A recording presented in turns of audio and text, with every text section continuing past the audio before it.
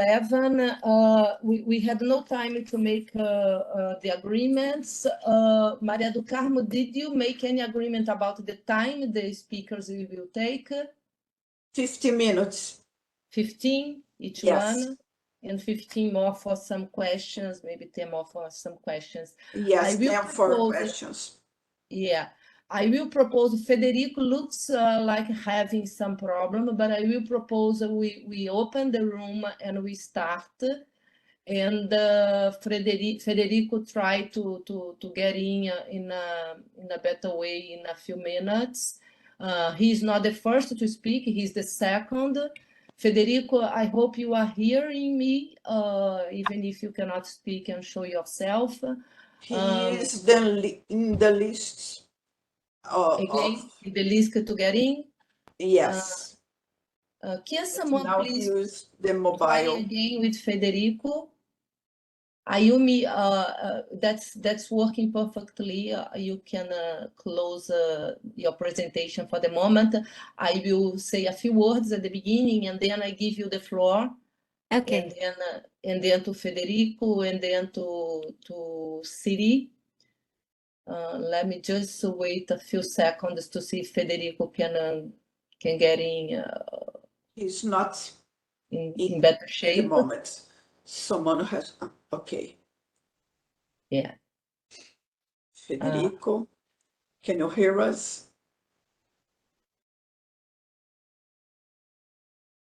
You open? Yes. Oh, great. Hello. Hi, Federico.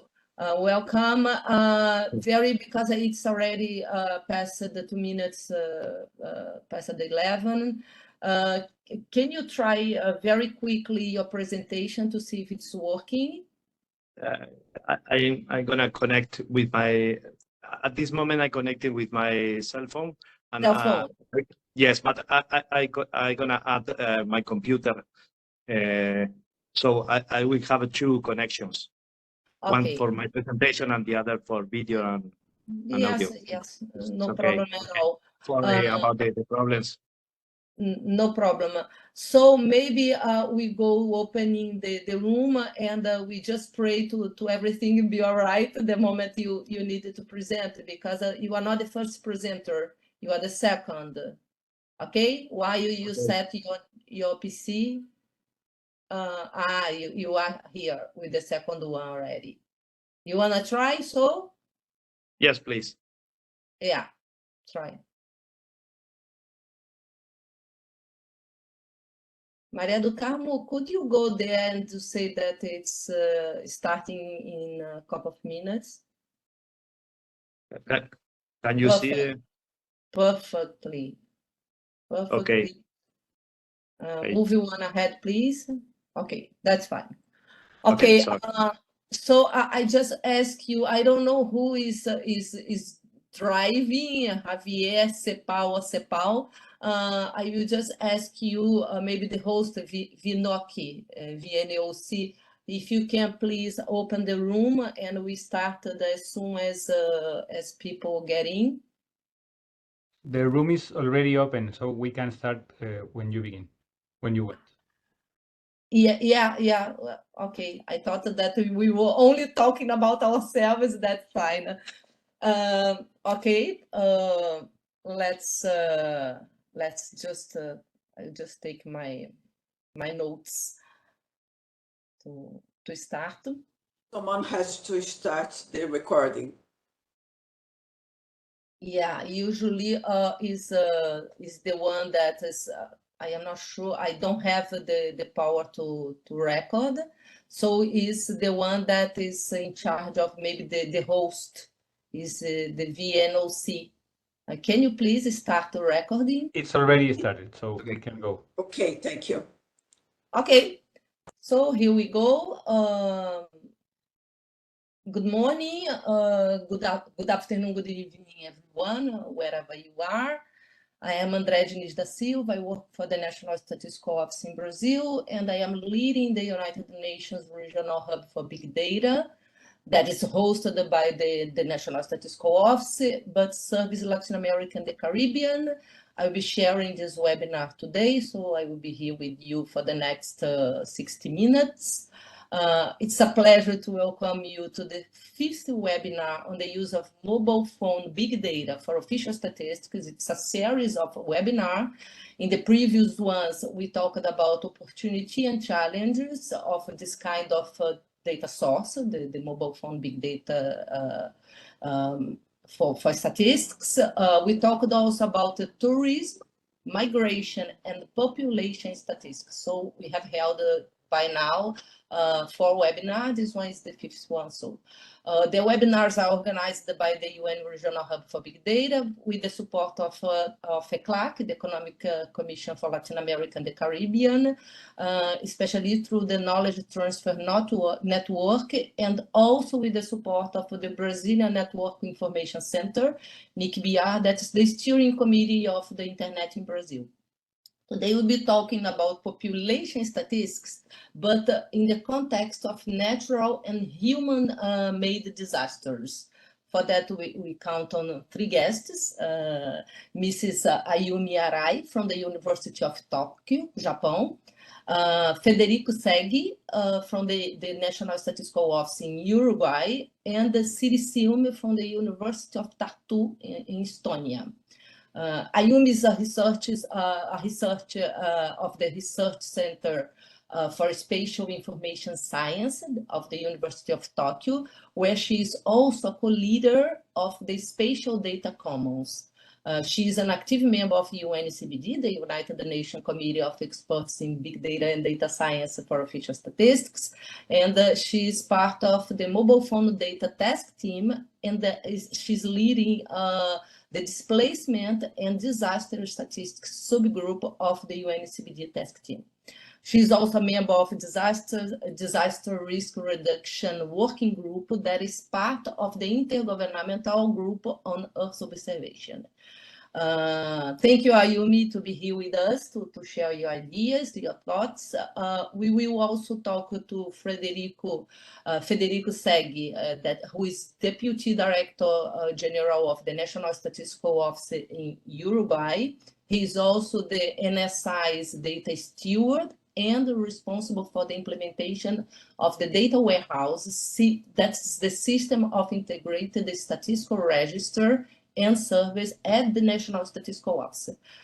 He has been consultant for several international organizations as an expert in official statistics, especially the ones based in administrative register, quality statistics, and also metadata and microdata anonymization. He is also author of several publications and papers on those topics.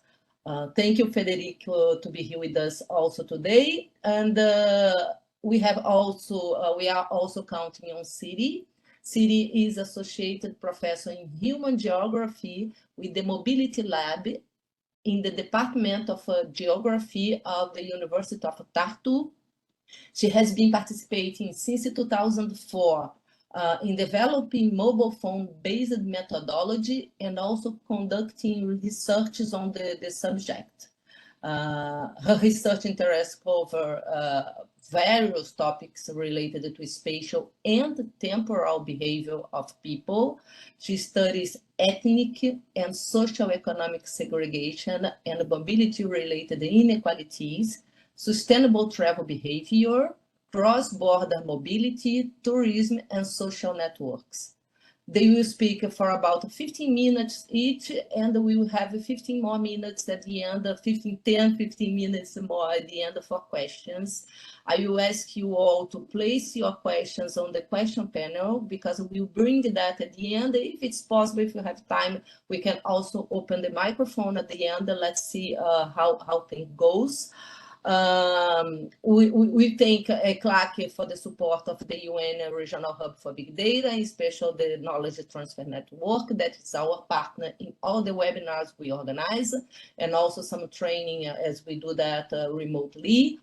The speakers for sharing their thoughts, and also to the audience for the interest. I will now pass the floor to Ayumi. Ayumi, you have the floor. Please feel free. Thank you, Andrea. So I'll share my screen.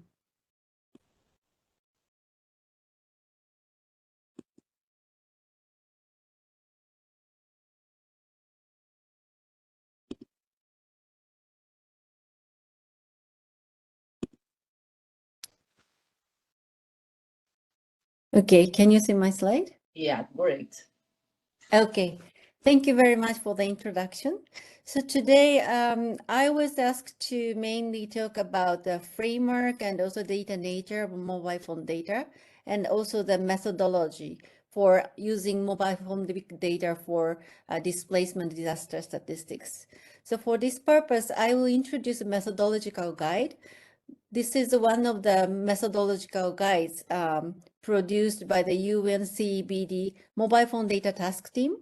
Well, so we have 5 handbooks, methodological guide, dynamic population, migration, tourism, disaster, information, society, and transport statistics. And this is one of the guide already published by UNCBD. So I'm presenting the displacement disaster subgroup handbook guide on behalf of the team. So just sorry. Okay. So what are the displacement disaster statistics in our context for the methodological guide?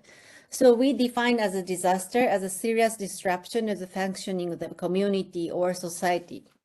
So causing the widespread human, material, and economic or environmental losses. So which exceeds ability of the affected community or society to cope using its own resources. So in this handbook, we focus on the statistic introduced in the statistics, particularly on population affected by disaster. And when we say disaster, it's not only the natural disasters such as earthquake, flood, and hurricane, but also the pandemics.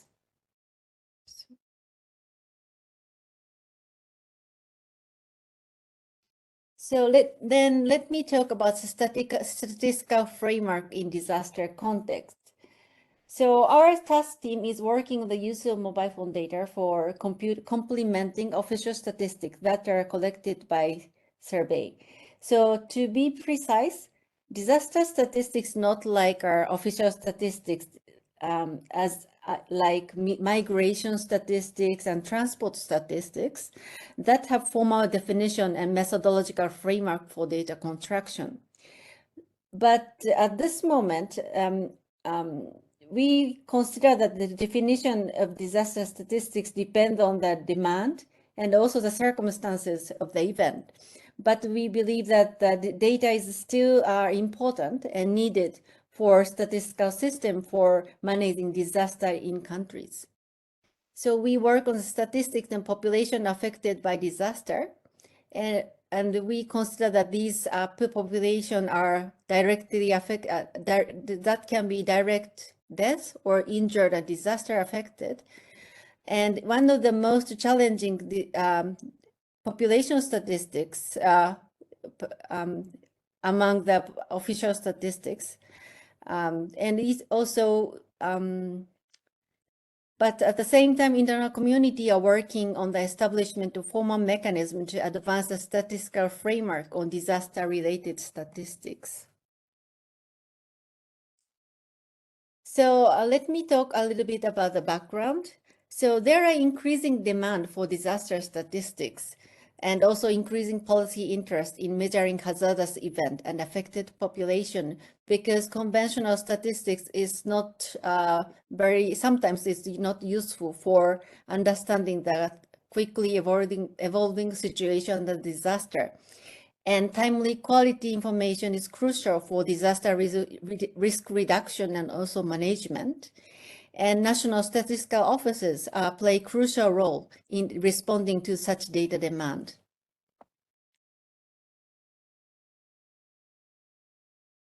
And there are high-level policy frameworks for addressing these data demand. For example, Sendai Framework for Disaster Risk Reduction, UNDR according to UNDR 2015, and 2030 Agenda for Sustainable Development, and also Paris Agreement. So these are closely related to Sustainable Development Goals, particularly Goals 3 and 11.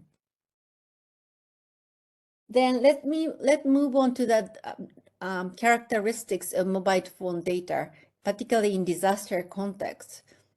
let me start with advantage.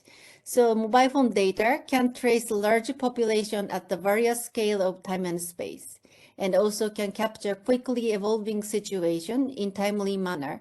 And it can capture the mobility for long run, while the traditional data is not designed to capture the population situation of the people in the long term, and also wider space. And mobile phone data does not require mobile phone data require less logistical constraint for data collection if data access is granted. And actually, the population coverage is very high. It is almost 100% for developed country, and also in developing country, it is more than 90%. But at the same time, there are some limitations of mobile phone data in disaster context. For example, representativeness. So representativeness is also always a problem, and particularly mobile phone data is more often used by the wealthier population, and maybe the vulnerable population have mobile phone data, but they do not have a lot of record as much as the wealthier people have. So not only the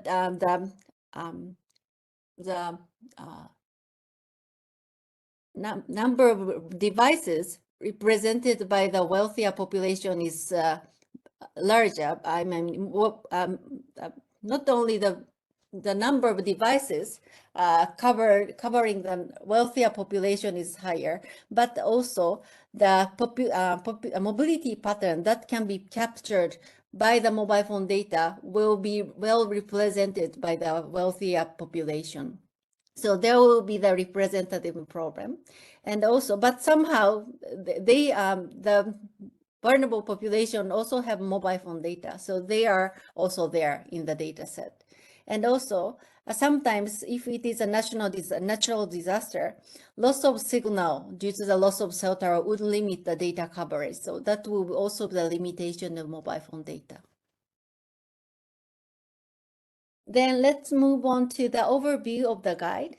So the methodological guide we publish is summarizing the steps for responding the data demand to the use cases.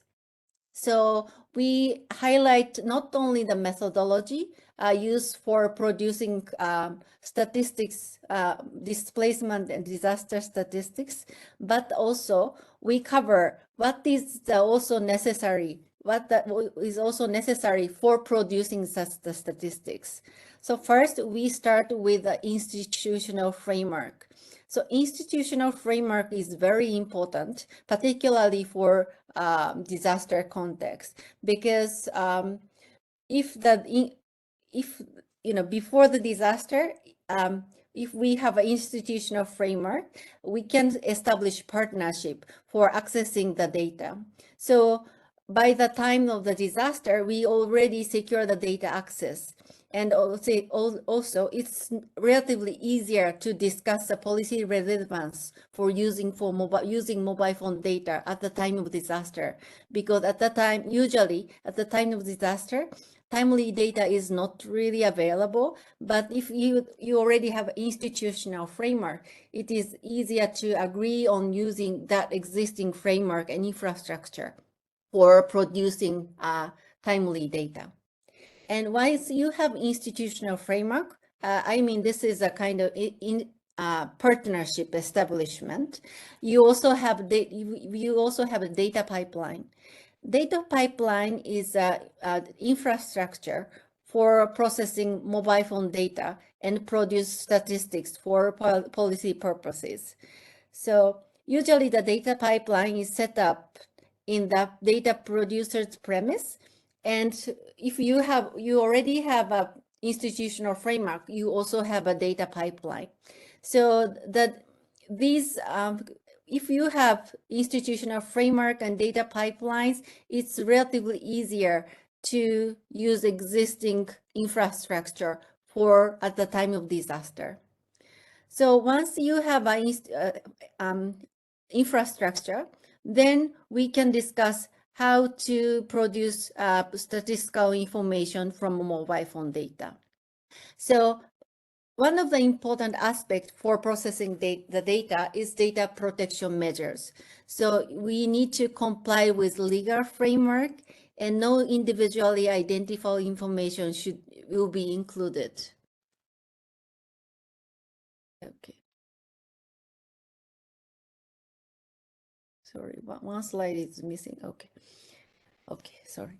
Okay, then after ensuring the data privacy, before starting the before the statistical data production, we work with the data quality assurance to make sure that the data used for the analysis can capture the pattern or changes we want to understand from the data.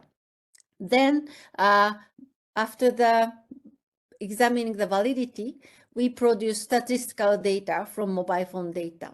So later on, I will explain what kind of methodology we summarize for producing statistical data from mobile phone data. And after producing the data, result dissemination stage, so we share statistical output with end users. So I would like to highlight that the individual level data will never leave the premise of the data producer, and only aggregated statistics will be shared by the end user. So I will not go in detail about country cases, but I will quickly mention 2 country cases to explain what kind of statistic we introduce in the handbook. So in the case of Haiti earthquake, as mentioned in the previous slide, we also highlight the importance of partnership and data pipeline. So in Haiti case, Flowminder and Haiti, it is a mobile phone operator, have a long-standing relationship for 2010 earthquake and also for 2010 earthquake. So they can utilize that framework for working with other disaster happened in 2016 and also 2020.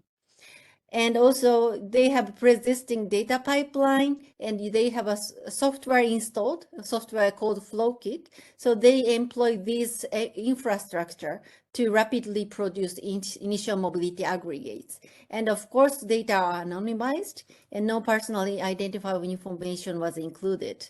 And they comply with EU GDPR data processed on the digital Haiti premise. And in this context, this use case was used for explaining, demonstrating a methodology for capturing displacement induced by disaster, because earthquake of August 2021 led to population displacement and significant changes in mobility. So we summarize the process in the 5 steps, establish the baseline and data quality assurance. And once we examine the data quality, we detect the home location before the event and after event so that we can compute transition matrix. So detailed methodology is explained in the hand guide, but we summarize that this is like essence of data processing for detecting displacement. I will not mention this slide. And second one is the impact of mobility restriction due to COVID in the Gambia. So in this case, we also have a existing partnership for using mobile phone data, but especially focusing on the internal migration. So there was some partnership between the National Statistical Office, regulator, and 2MNO, and World Bank and University of Tokyo. And at the time of the COVID onset, we already have analytical pipeline and also code for producing mobility statistics. So these are already available. So the stakeholder agree on the relevance of using existing framework, and that's why utilized for producing mobility statistics, and understand how the mobility restriction impacted population mobility under the pandemic. And of course, the data are anonymized and aggregated. And in this case, we don't have any, we follow the legal framework discussed between the Gambia government, because we don't have data protection agency in this country. But data was processed in the regulator's premise, and aggregate results are shared with National Statistical Office. In this case, use case was used for highlighting the method for measuring changes in mobility, particular mobility level, because restriction imposed as a containment measure, and it changed a lot of mobility level. So we highlight the first step is the same. We establish the baseline and also data quality assurance, and compute distance travel before and after the event, and assess changes in the mobility level. So these statistics are used for examining the changes induced by the health disaster. So I will skip this slide.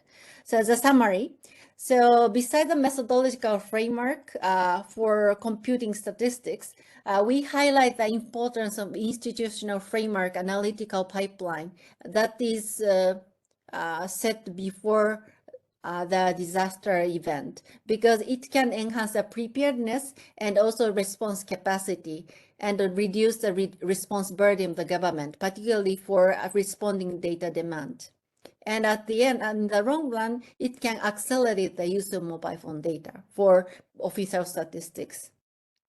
And we also have to say that the security data access remains still a challenge. So we also highlight the importance of alternative data sources, because using this kind of data can demonstrate the usefulness of high frequency data, and maybe help us to open the door of using the new data sources for official statistics in the later stage. And also, innovation in analytical method is still needed to improve the robustness estimated from the sparse and mobile phone data. This is the end of my presentation, and thanks for listening.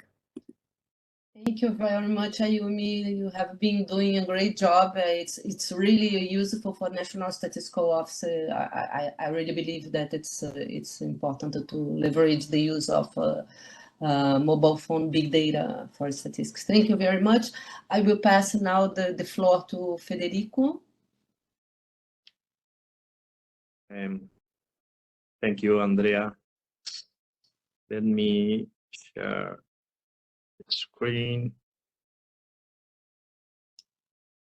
I hope you can see. Yeah. Okay. Good morning, good afternoon, and good evening to everyone. I'm delighted to be here thanks to IBC and UN for the invitation. Today, I will share the experience of INE of Uruguay on using mobile data during the COVID-19 pandemic.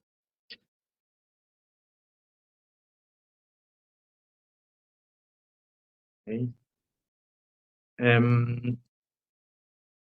The objectives of this work were to start experimental production of statistics from administrative records or call detailed records provided by the mobile network operators in Uruguay, and to provide updated and high frequency information to the National Emergency System or SINAE during the COVID-19 pandemic and other disasters.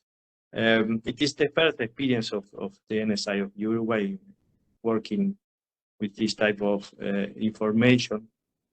Also, I think one of the first in the Latin America region. And the rationale analyze population mobility during disasters and forced displacements, generate more frequent mobility statistics and at a lower cost, make estimates in small areas, strengthen capacities for planning sustainable urban mobility, estimating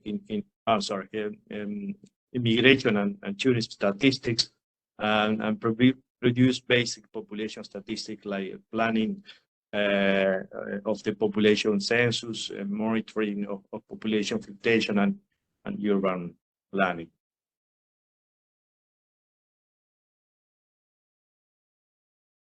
Let's see the market share of mobile subscribers by MNO in Uruguay. There are 3 companies. Antel is the national public company. It has around 50% of the market share. And the private sector is divided by Telefónica Movistar with 33% of the market, and Claro with 20%.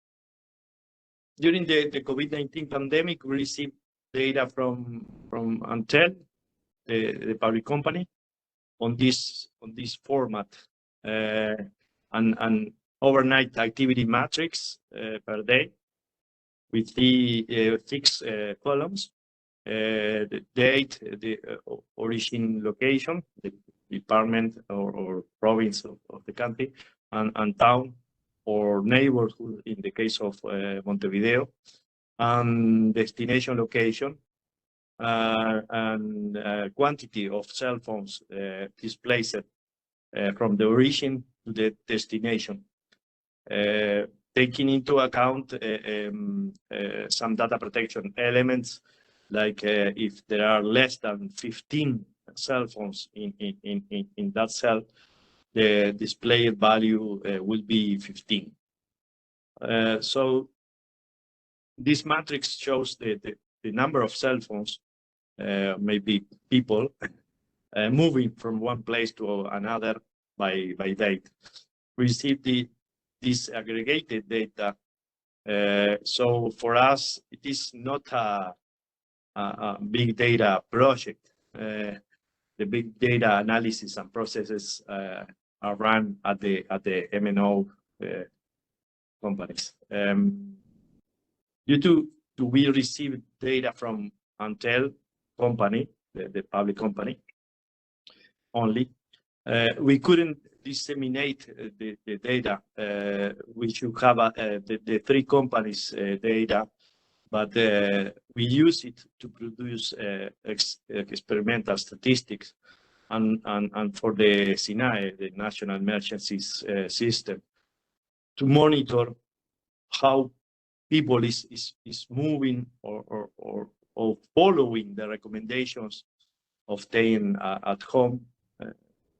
I have to say that in Uruguay was not mandatory to stay at home during the pandemic.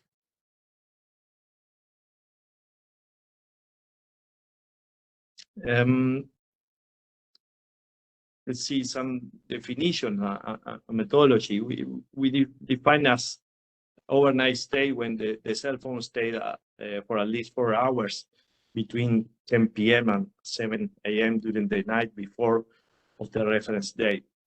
The primary activity is when the cell phone was in use for at least 3 hours between 8 a.m. and 7 p.m. on the reference date. The reference days of the information are Wednesday and Sunday of each week, monthly delivery.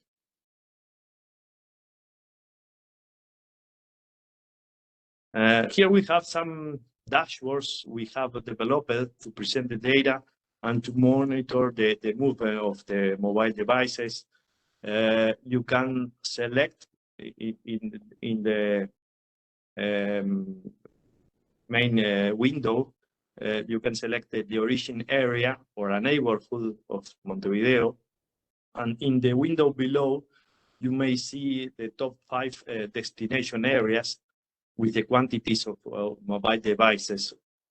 Also here in the table on the right, you can see the full ranking of destination areas, also the dates selected.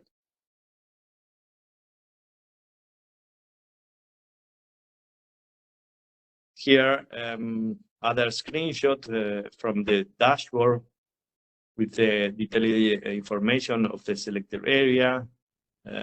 These dashboards were inspired in the INE of Spain experience or dashboards that they developed. Other charts and what are the learned lessons and challenges? We need to involve the telco regulatory authority called URSEC. In fact, we are in this process right now trying to get the data through URSEC, also creating incentives for the MNOs. One option could be pay for data, but it could be an option, but it's not in our plans for now. INE of Spain is pay for this data.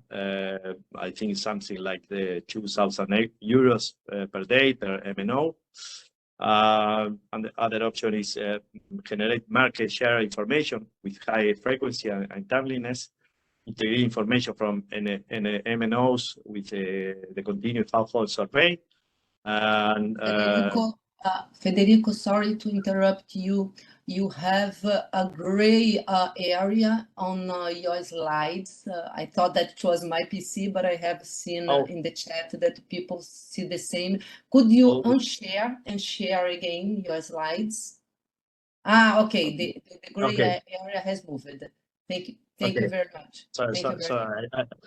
I'm seeing my cell phone, so I couldn't see the chat. Sorry. Okay. No problem. What else? Generate share reference maps and data, technical assistance from the generation of statistics and their analysis, and to avoid the excessive burden to MNOs. The NSI should be the only channel for the government agencies to request information for statistical purposes. And as I mentioned it, that the strategy we are following is to take the advantage of the particular case of Uruguay, that Antel is a state-owned company. It facilitated the access to data within the framework of the National Statistical System. It made it possible to carry out pilot tests and to define more clearly the information requirements. Approach to private MNOs through the Communication Regulatory Authority, or SEC, and make data requests for statistical purposes from public institutions through the NSI.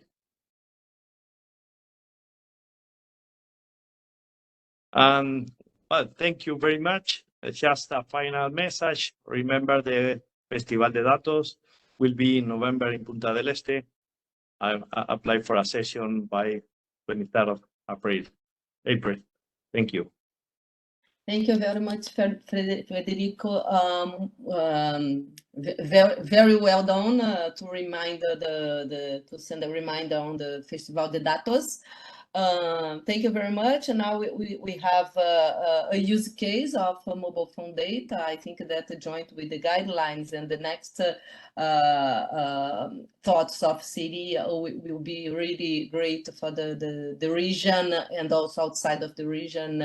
I started thinking about applying the use of MPD for statistics.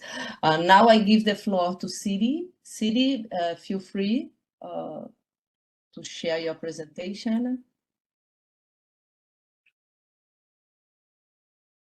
Hello, everybody. Can you see the slides? Yeah, very well. Thank you.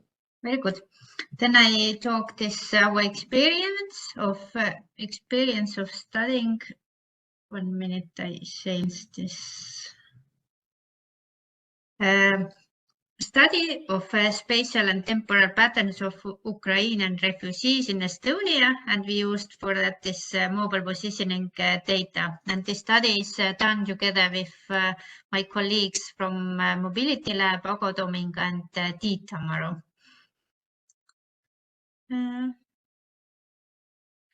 And the motivation of this study was the Russian invasion to Ukraine in February 2022, and when this millions of refugees have left Ukraine, and one destination country for these refugees is Estonia.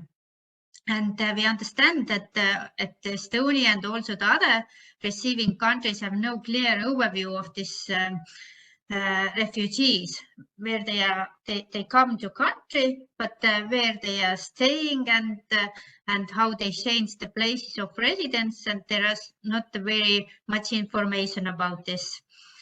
And in case of Estonia, we had problem or the ministries of Estonia would like to know in spring 2022 that where this children of these Ukrainian refugees goes to school, and where they have this permanent place of residence. This was why they asked to use this mobile phone data to answer this sort of questions. And for that, the objective of this our study was to answer the questions that how has the visits from Ukraine origin people in Estonia changed, and which is the spatial distribution and the mobility of these people, and how it changed during the time they stayed here in Estonia. And for that, we had mobile phone data from 3 study period.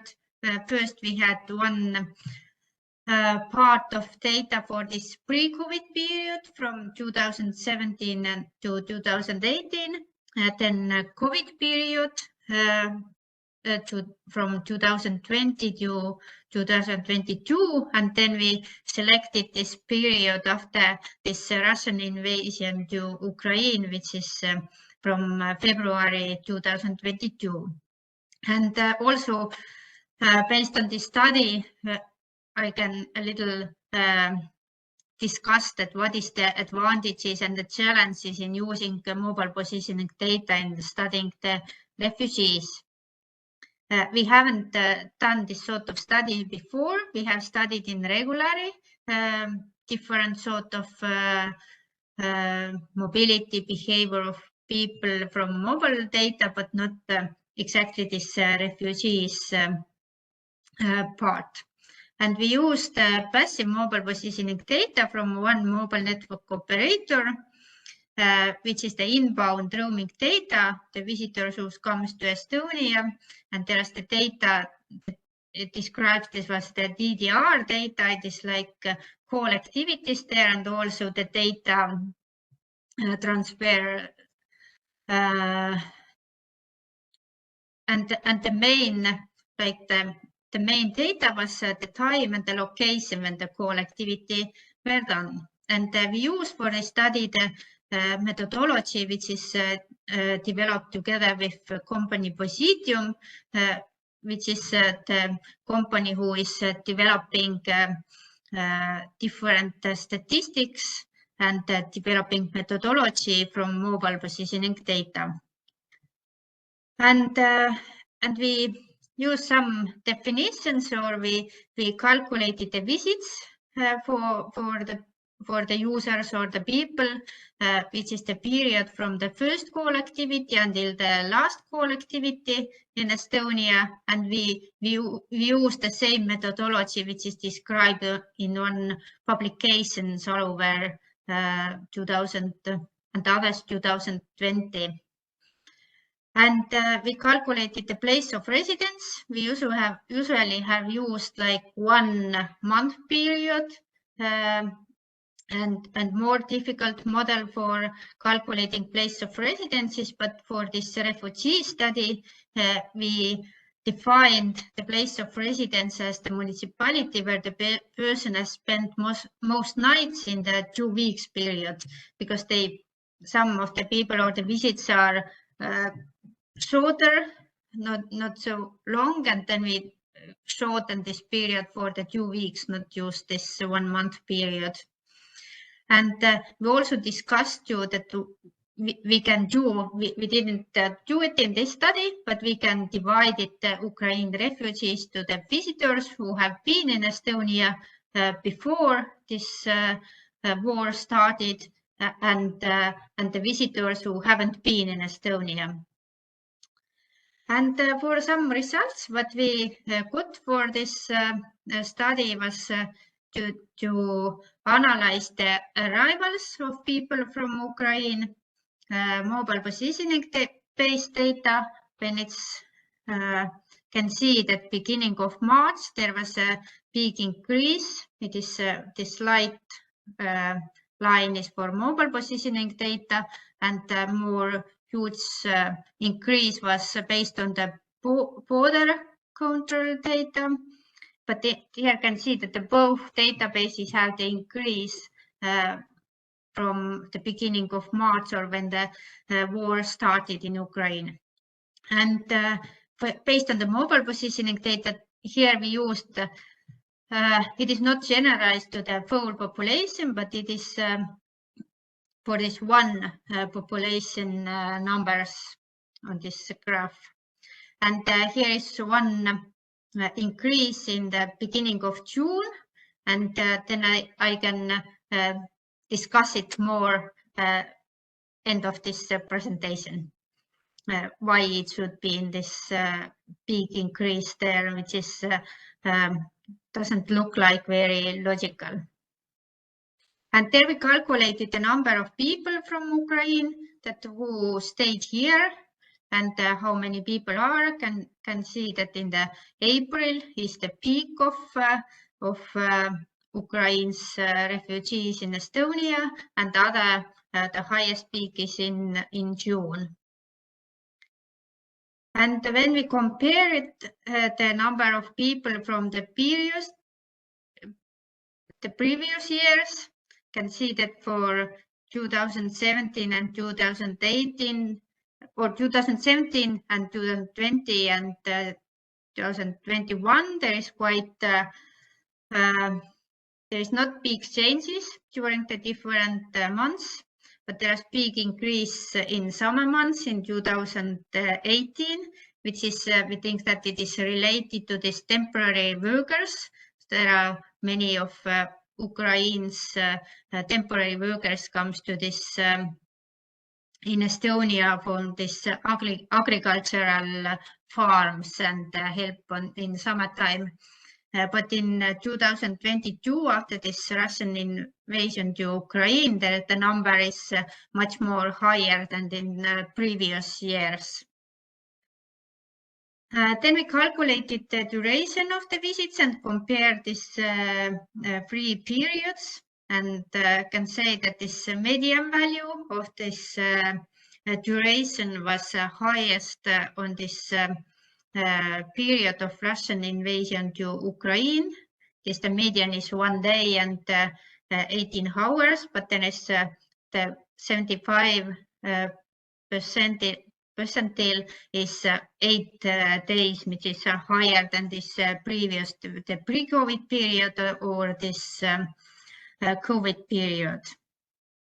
And on the graph can also see that there is it is the number of days decreases when it's there is less people for this longer period stayed here, and there would be different reasons for that.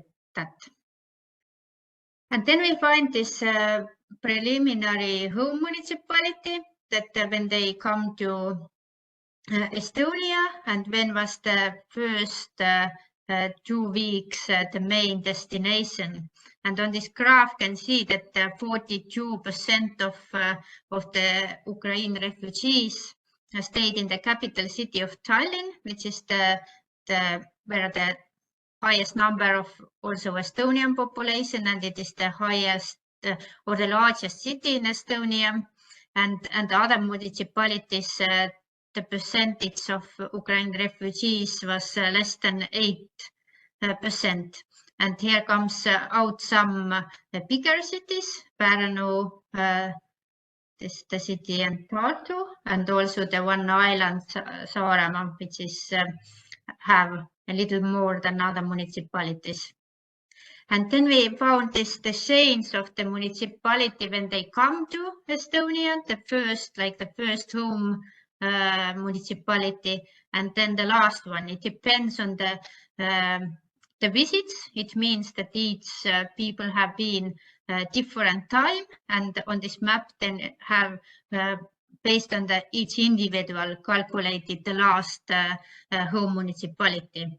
And based on this, we can say that 80% of refugees stayed in the same settlement unit where they arrived, and 90% stayed same municipality, and 95% stayed same county. It means that they doesn't change the home or the home place a lot.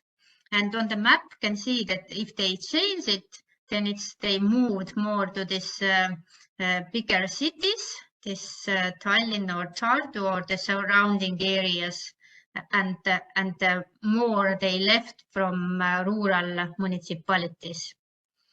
And if they changed, that means that 20% changed the settlement units and 5% changed the county. It mostly moved to this Tallinn or the surrounding area. And then we compare the municipalities where the Ukraine's refugees were in before this Russian invasion to Ukraine, to more understand that are they going to the same municipalities where usually the Ukrainians stayed in Estonia. And the pictures or the maps are quite similar. That in Tallinn, the both cases was 42% of Ukrainians before. It is like the usual or the regular mobility of Ukrainians in Estonia, and also the after. Based on this map, we can say that they are more went to these areas when before also the Ukrainians have the larger communities or have some connections. For example, in this Saaremaa county here, or Pärnu or Tartu, where they have some connections and they have some networks there. And also based on this, what the mobile phone data allows to study was that which municipalities Ukraine's refugees visits. Before I showed this where they had this permanent or the main home anchor point or the home place, but now we also can look where they moved during this stay here. And before this Ukraine war, there was the main municipalities was coming out the same, but there is coming out the main roads, which is from Pärnu to Tallinn, which is the municipalities between or from Tartu to Tallinn, that they more moved from the main roads. But after this Russian invasion to Ukraine, there are more from the suburban areas around this bigger cities, and there are less people went to these border areas and islands. And for discussion, based on this study, you can say that disadvantages for using mobile positioning data for studying the refugees is monitoring that we can monitor the spatial locations and the persistence within the destination country, and we can look more precisely these locations and how they moved inside the country. But there are a lot of challenges to compare to this usual for example, to study the computers or to cross-border movers or tourists, because there's the unusual situation of people's behavior, and also for the wider content of this. For example, this mobile operators can allow to free calls of the refugees, or they can they don't use maybe so much this roaming network for coming here, if they can get a lower price for this local operators service, and they also can use local SIM cards instead of roaming. And for this map or this graph that I showed before, there was a big increase in this end of June, and it was a strange situation that there was a big increase in this number of Ukrainians from this roaming network on the end of June, but after that, from this July, they all disappeared from this operators networks. It means that after the July, we had this roaming data from this the same operator, but there wasn't any Ukrainians anymore there. It shows that we can't do the statistics for after the July, because there is something happens. They change the contracts or they change this the roaming who they use, because Estonia, we have 3 main mobile operator companies, and they somehow changed the roaming company which the Ukrainians roaming have contract. And this is the one situation which is strange, which haven't happened in this usual regular statistics cases when we have used this mobile data before. And this is all from my side. Thank you very much, Siri. Now we have not only the guidelines, but 2 use cases. So it's very inspiring for the ones that want to start a project on the use of mobile phone data for statistics. I am just having a look into the chat. Garcia just saying all the panelists have access to the chat, so if you wanted to have a look into that. But Garcia is saying, hello, I work at the Weather Prediction Center at INPE, and we are planning to use mobile phone data or data from other sources, IoT, to adjust and improve the accuracy of some of our weather forecasting models using artificial intelligence. We plan to start in the northeast part of Brazil, probably. Does anyone know if there is a public source of data, I mean a free source of data for research purposes? The data should be location, data, time, and some meteorological data, example, temperature, pressure, etc. Any of you, the panelists, want to have a quick answer for that? It's about open data sources that could contain location, date, time, and some meteorological data, like such as temperature, pressure.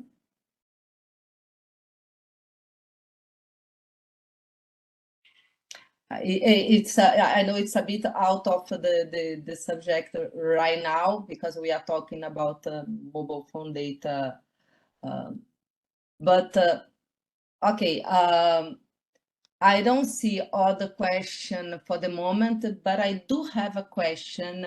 It's driven to Federico and Siri, but Ayumi, if you want to comment, I will be more than happy.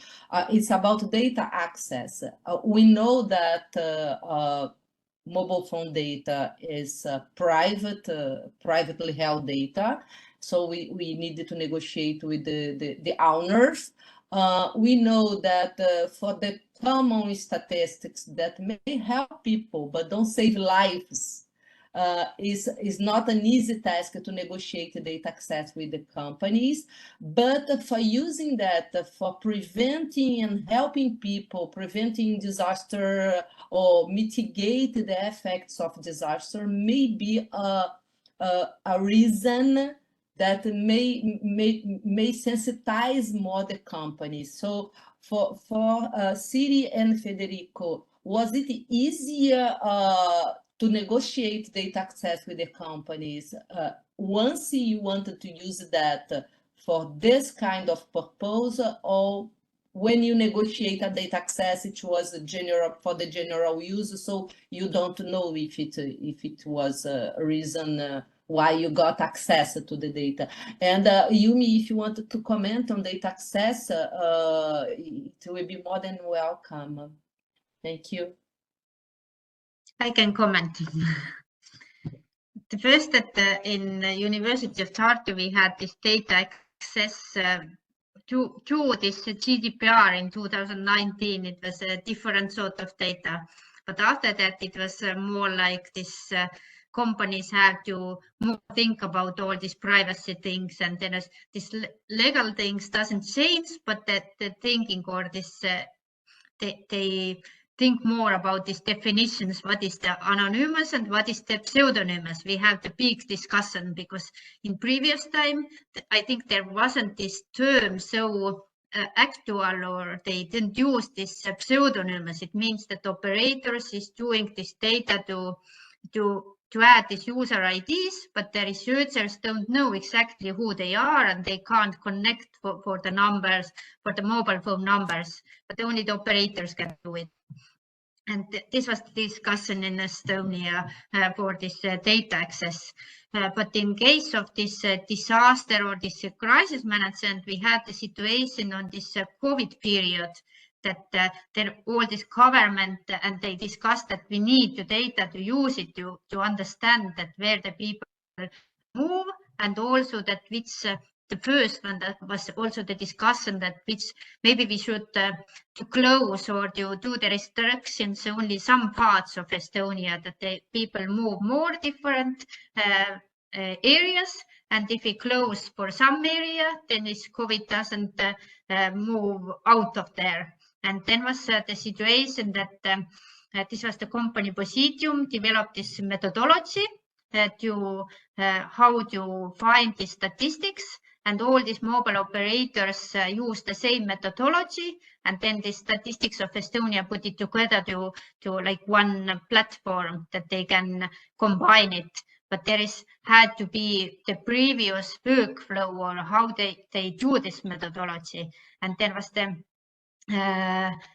difference between, as we have used the statistics before, because before we have developed this statistics for this company Positium did it, or in university we found it like the researchers, but now was the situation different because the mobile operators have to calculate it, and exactly we didn't know how they exactly did it. We had this the general framework and the methodology, but how they did and how it can combine, this was like new situation, how to solve this problem, because they didn't want to give the data out from the company. Thank you very much, Siri. Do you want to comment on that, Federico? Thank you, Andrea. I think the data protection is not a problem. We receive aggregated data. The MNOs see this like for them it's a business. I mean, they want to sell data. So and they say you are trying to destroy our business if we share this data for free. You know, so I think it's a balance between a stick and a carrot. You know, we can force them by law to share the data, but we don't want to do that. I mean, it could be for during a disaster, and I'm sure they will share the data again as they did during the pandemic. But we want to use the data for other purposes, like children statistics or urban planning or transportation planning or whatever. So I think we need to, in our case, we involve the regulatory authority, the RSEC, to go through them to get the data from the 3 companies and convince them that this kind of project, the collaboration project, could improve the quality of data and also promote the use of data, and also they can sell the data for other private companies, you know. So that's my thoughts. Thank you. Thank you very much, Federico. Ayumi, do you want to comment on this point, or if you prefer to join to jump on the question that's on the chat that Esperanza has already made up some answer about the timeliness of a response. So Esperanza says that's why it's very important to have the pipeline. Okay. Regarding, I would just want to comment about the access quickly.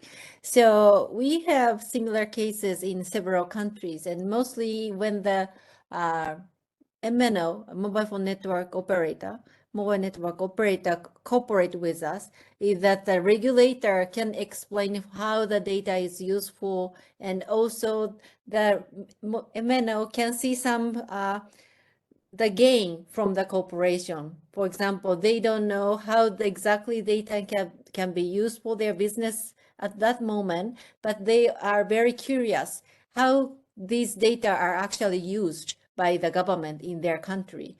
So that it seems like that is also the motivation. And also their concern is also the privacy, but also the cost of the processing the data. So they are relatively, when we talk about the, processing the data, they are reluctant because they don't have a lot of resources. But when we say, you know, we have free software and we can provide a training, then they are relatively happy to work with us because they also can gain something by working with this project. So that's a quick comment. Thank you very much. Yeah, thank you very much. We have passed a bit of the time. I will just advertise the next webinar. I will take the speakers for today and the audience, but I will just before advertise the next webinar. We go on talking about the using of mobile phone data next month on May 4th. And it's going to be on information society statistics. So I invite everybody to be here. For the end, I thank you very much, Siri, Federico, and Ayumi for being speakers today and share with us your thoughts on the use of mobile phone data for disasters management. And see you next month, hopefully. Thank you very much. Thank you. Bye. Thank you. Thank you. Bye. Bye.